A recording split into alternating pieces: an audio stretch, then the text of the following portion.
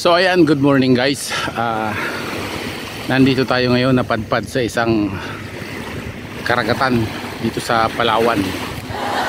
So ngayon, itatry natin mag-swimming kahit hindi tayo marunong lumangoy. So ito yung view dito sa Palawan. Ayan.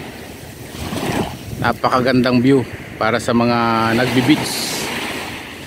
So iikot ko lamang yung camera para makita nyo yung buong paligid.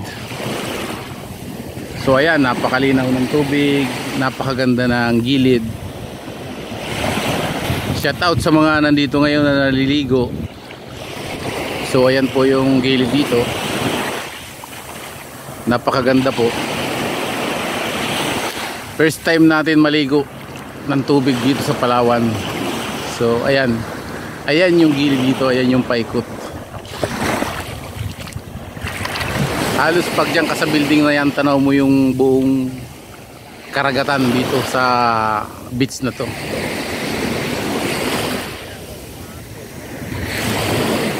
So ayan, mayroong tagasagip ng nalulunod, nakapwesto na.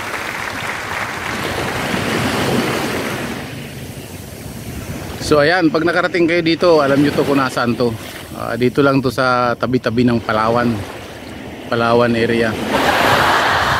So maliligo lang tayo, solo flight lang tayo dahil parang marami ng nararamdaman sa katawan. Kaya kailangan ng maalat na tubig para sa sarili. Saglit lang to, saglit lang tayo dito.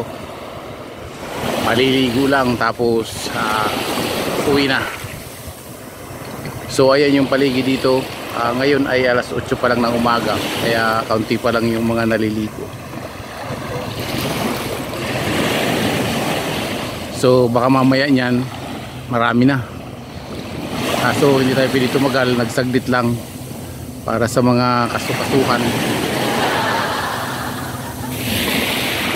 So maraming salamat sa mga nanonood ng aking munting YouTube channel.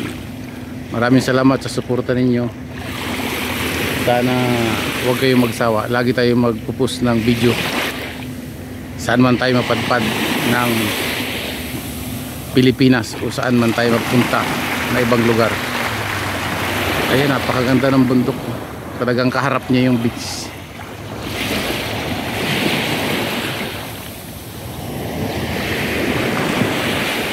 Ayan o yung tagasagip lunod.